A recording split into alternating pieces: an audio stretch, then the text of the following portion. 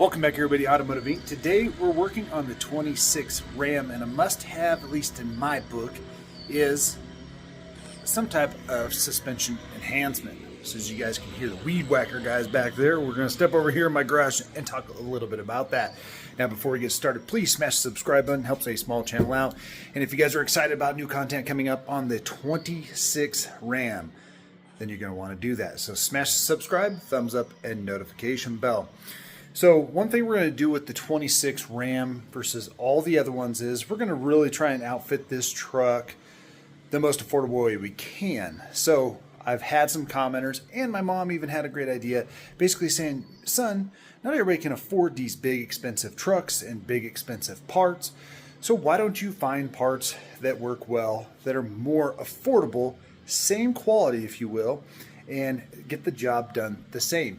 Well, as you guys know, on every one of my trucks, probably for the last 10 years, I've ran some type of Timbren on there for the suspension enhancement system. And what that is it's not an airbag. I've ran airbags before, but I don't want the maintenance. I don't want to have an onboard air compressor anymore. I don't want to have to find air, let air out, all that. So what you can do is put in a Sumo, a Timbren, or whatever. Well, now those are about 3 times the price of this. Now, I'm not endorsed by this company, so I don't want you guys to think that I'm slinging their product because they're paying me or they're hooking me up. I paid hard-earned money. So a set of Timbrens for the 26 Ram, and don't worry too much, guys. Ram hasn't changed much. The biggest thing is not the suspension, the body, anything like that. You can get away with ordering a 23 or 24 part, and it should work. It will work, okay? So at the end of the day, I've ran these before.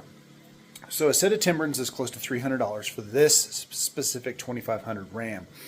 This other company called MaxSpeeding Rods, they make all kinds of stuff, not just suspension enhancement things.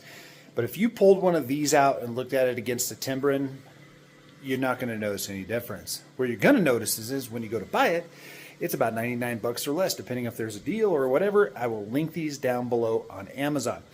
So Timbren has 2 different kinds of suspension enhancement system. Sumo has their own levels and grades of rebound and what this does.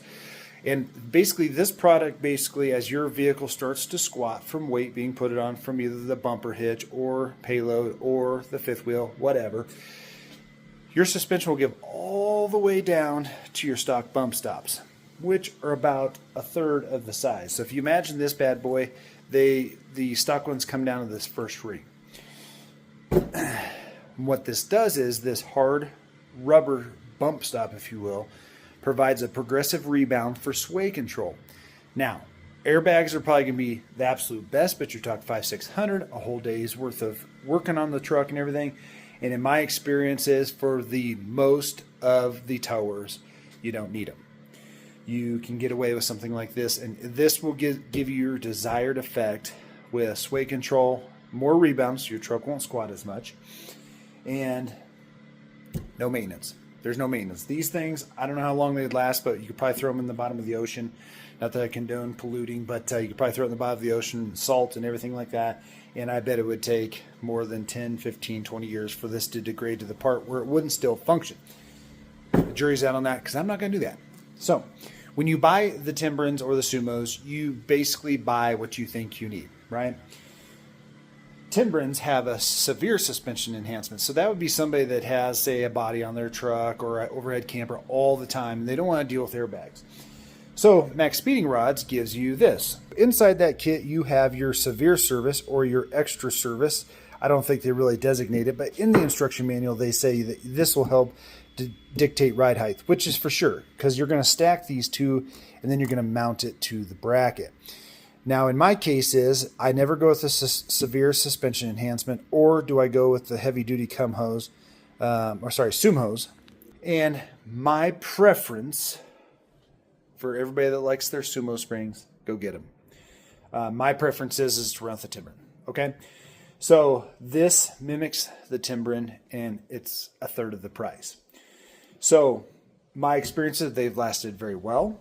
The kit comes highly wrapped. It comes with nice powder coated plates, all the hardware, a little sticker if you want to put it on something like your welding mask, clear cut instructions, They install in essence the same exact way as a Timbren does, and again for a third of the price. So we are going to install these on the 26 Ram. So we are going to get underneath there, and I'll show you what the stock ones look like and show you where your removal points are. It's pretty plain and simple. If you do want to run that spacer, I would encourage you, if you don't have fender liners yet, put these on before the fender liners. It'll make your life much easier. And get in there and look at what this spacer does. With the spacer and that spring, you only have about a 1/2 of an inch. So more than likely when you hit heavy bumps with anything in your bed or even lightly loaded, you're going to feel this rebound, which it's going to do what it's going to do. It potentially could give you a little bit rougher ride, but for the most part, these suspensions are pretty stiff. That's why I'm going to leave out this 1-inch spacer, but don't throw it away. You may find use for it later to either put back in or whatever. All you would do then would be take the bolt out and put that spacer in on top here. So you can see the hole here. So if you were going to add that, this goes right here between this and the mounting bracket itself. So let's get under there. Now to put it in comparison, guys, you can see your factory bump stop is about half that size. Like I said, with the bracket going up there. So I just want you to keep in mind the new brackets are a little bit more substantial. And so you're going to gain about a whole nother inch in depth there. So when you think, wow, that doesn't seem that much longer. Well, sure it is, because if we take a gander here, you're substantially bigger. That's why I would leave out the spacer ring. So from here, all you have to do is, these brackets are labeled D for drivers or right or left. Make sure you just pay attention to that. These are pretty much unisex on the truck. Either side works.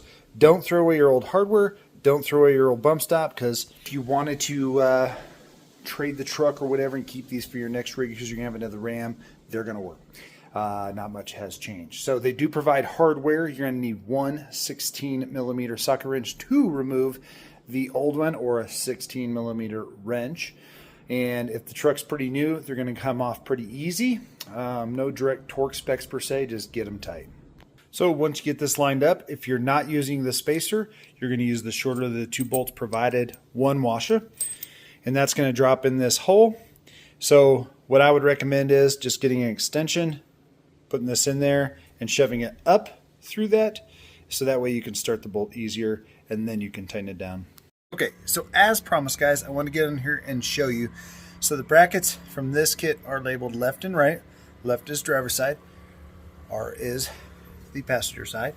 And we'll get underneath here, and you can't even see that extra bump stop, but you can see if you put that spacer in, you're not leaving much area before those things are going to rebound, because you have that large bracket. So I'm going to just say that you probably don't need that extra spacer, and this may affect the actual ride quality a smidge, but the Timbrens are going to do the exact same thing. You're going to reuse your hardware, or your original hardware right there, and you're going to basically just start that bolt, and you can get up there and slide that on there.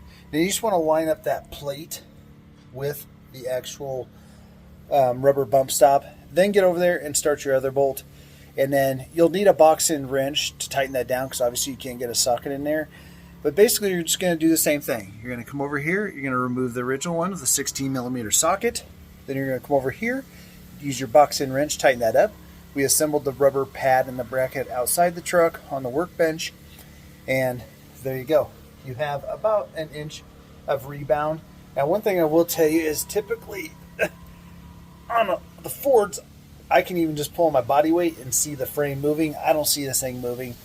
But again, half the price, a third of the price, and it's something that I really think that you need. Now, if you keep your original bump stops, you don't like the right quality, then you can reach out to the company and see if they want to refund you. I don't know if they will.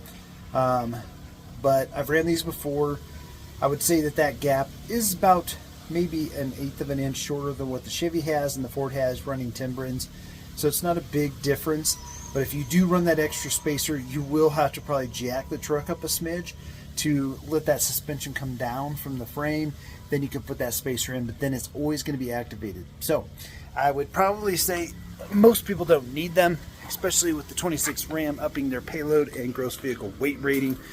The procedure is going to be the same from passenger side to driver side, whichever side you start on, it's all the same. But I will link these down below if you guys want to give them a shot. Why not? They make all kinds of stuff, so you can go over to their store or their website and check out the other stuff they make. They may have some other things you really might want. I usually don't do anything with the front suspension. I don't do anything with leveling or anything. I want to keep that factory rake, so then when I put the weight on the trailer there, it usually levels out pretty well. So, as always, guys, I appreciate you guys being here. Make sure you are subscribed to the channel. We're going to have a blast with this new truck over the next year. So let's get to it, and I'll catch you on the next one.